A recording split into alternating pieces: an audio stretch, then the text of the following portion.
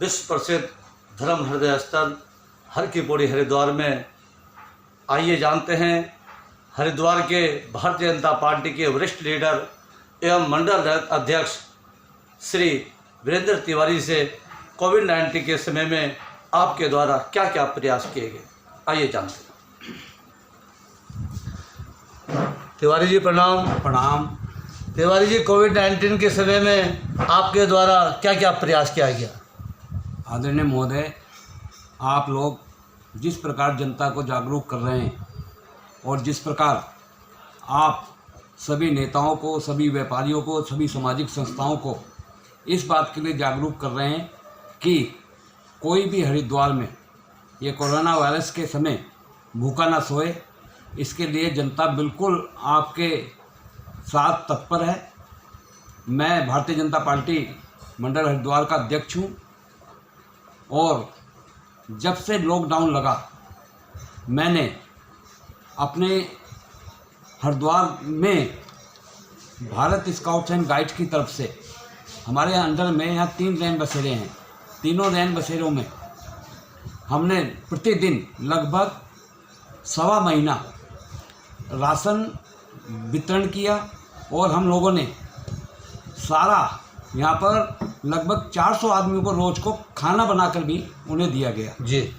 इसके अलावा आदरणीय मदन कौशिक जी जो हमारे यहाँ के कैबिनेट मंत्री हैं, उनका कहना था कि तिवारी जी, हरिद्वार विधानसभा में कोई भी व्यक्ति भूखा ना सोए, इसके लिए आप प्रयासरत रहना चाहिए आपको।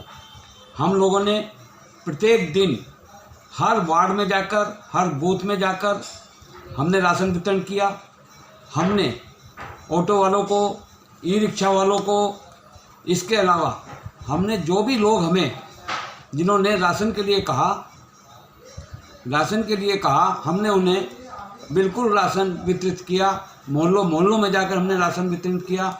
और हमारा तो कहना ये है कि हरिद्वार एक धार्मिक नगरी है, यहाँ पर बहुत से आश्रम संस्थाएं हैं और हमने उन लोगों को भी बहुत प्रेरित किया।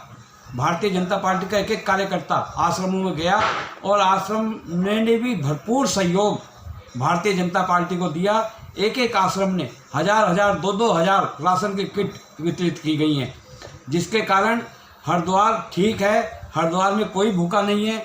और अब तो लॉकडाउन खुल गया है, लोगों का व्यवसाय भी हो गया है, परंतु आज भी हम निष्काम में राशन का वितरण करेंगे 11:30 बजे करीब। और सबसे बड़ी बात, महत्वपूर्ण बात मैं ये भी कहना चाहूँगा कि आज जिस प्रकार चीन ने भारत पर आक्रमण किया है और हमारे 20 सैनिक उसमें शहीद हो गए हैं, तो इस संबंध में हमने यहाँ पर माँ गंगा जी के समक्ष खड़े होकर हमने शहीदों को श्रद्धांजलि दी और हमने चीनी सरकार का पुतला फूंका।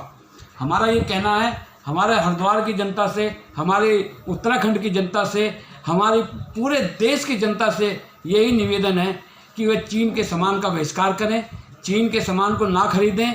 अगर हम चीन को आर्थिक रूप से तोड़ देंगे तो हम इसमें जीत जाएंगे और हमारी जीत हो जाएगी।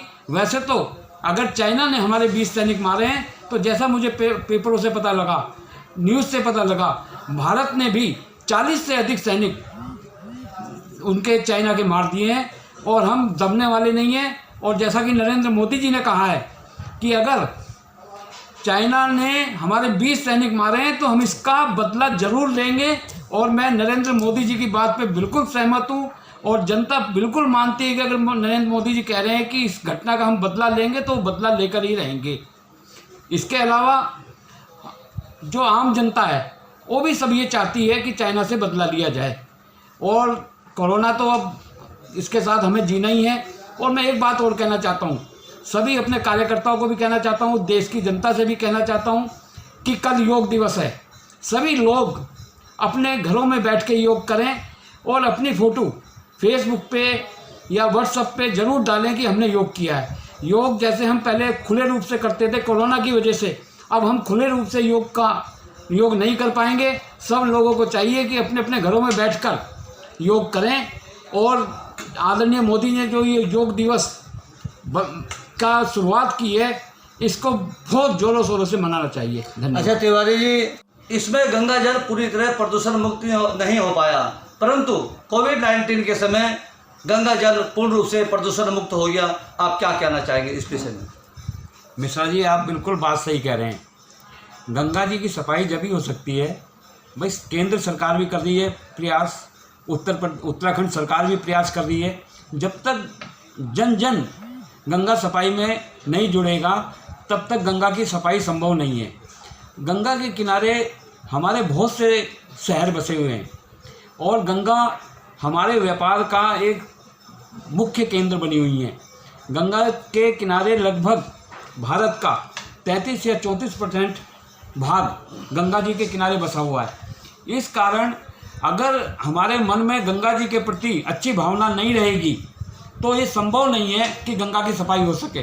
केंद्र सरकार, प्रदेश सरकार जो प्रयास कर रही है, उनके प्रयास बहुत सफल हैं, परंतु सफलता जब मिलेगी कि जब जन जन सरकार के साथ जुड़ेगा और गंगा को, जो हमारी माता है, अगर गंगा को सफाई रखना है तो सबको हमारे को योगदान देना पड़ेगा।